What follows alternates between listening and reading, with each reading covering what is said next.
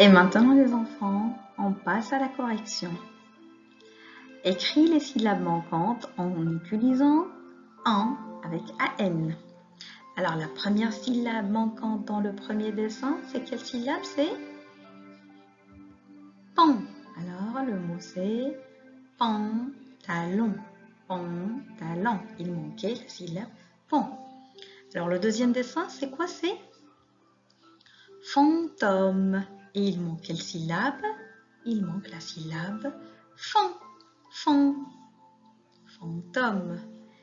Le dessin suivant, balançoire. Balançoire. Il manque la syllabe lan. Très bien les enfants. Alors, le dessin suivant, panda. Panda. Il manque la syllabe pan. Très bien. Alors, le deuxième exercice, on écrit les syllabes manquantes en utilisant cette fois-ci EN. En avec EN. Enveloppe. Enveloppe. Il manque la syllabe en. Deuxième dessin, dans. Il manque la syllabe dans avec DEN. 100, le chiffre, plutôt le nombre suivant, c'est 100. Alors, c'est C avec EN. 100. La lettre T est muette, on ne la prononce pas. Et d'ailleurs, comme le mot dans, la lettre T à la fin, on ne la prononce pas. Alors, le dernier dessin, c'est quoi? C'est tante. C'est tante. Il manque la syllabe tant. Très bien, les enfants. Alors, l'exercice suivant utilise les syllabes proposées pour écrire les mots. Alors, le premier dessin, c'est quoi? C'est pantalon. La première syllabe, c'est pan, ta, long. Et on écrit le mot pantalon. Alors, maintenant, le dessin suivant, c'est quoi? Panda. Alors, la première syllabe, c'est pan. La deuxième syllabe, c'est da. Et on écrit le mot panda. Le dernier dessin, c'est quoi? C'est fantôme. Fantôme. La première syllabe, c'est fan. Deuxième syllabe, c'est to. Et dernière syllabe, c'est me. Et le mot, c'est fantôme. Très bien, les enfants. Alors, le dernier exercice, barre les mots dans lesquels les lettres AN ne sont pas le son en. Alors, le premier mot, on le lit ensemble, les enfants? Un canapé. Un canapé. Est-ce que j'entends un dans canapé? Non. Pourquoi? Parce que après les lettres AN, il y a une voyelle. Il y a la lettre A. Il y a une voyelle. Ça veut dire que je dois barrer le mot canapé parce que je n'entends pas le son en. Le deuxième mot, alors lisez avec moi. La cantine. La cantine. Regardez bien, après AN, il y a la lettre T.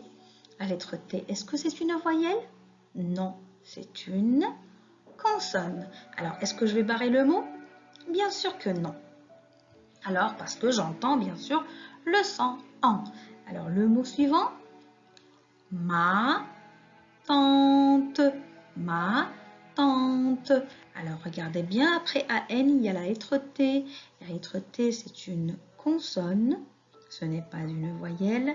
Ça veut dire que j'entends le son en et je vais lire tante. Ma tante. Je ne barre pas le mot, bien sûr, parce que j'entends le son en. Le dernier mot sur la première ligne. Alors, D avec en, c'est dans. Il y a la lettre S après. Ce n'est pas une voyelle. Ça veut dire je prononce le son en. A-N, je l'entends en. Et ça se lit dans. La lettre S à la fin est muette. Je ne la prononce pas. Alors, le mot suivant. Une. Alors, regardez B avec. Regardez A-N. Et après A-N, il y a la lettre A.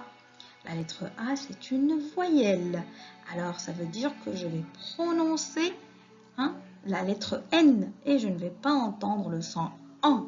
Alors, ne, une banane. Alors là, je barre le mot parce que je n'entends pas le son en. Le mot suivant, là, regardez bien, après AN, il y a la lettre S.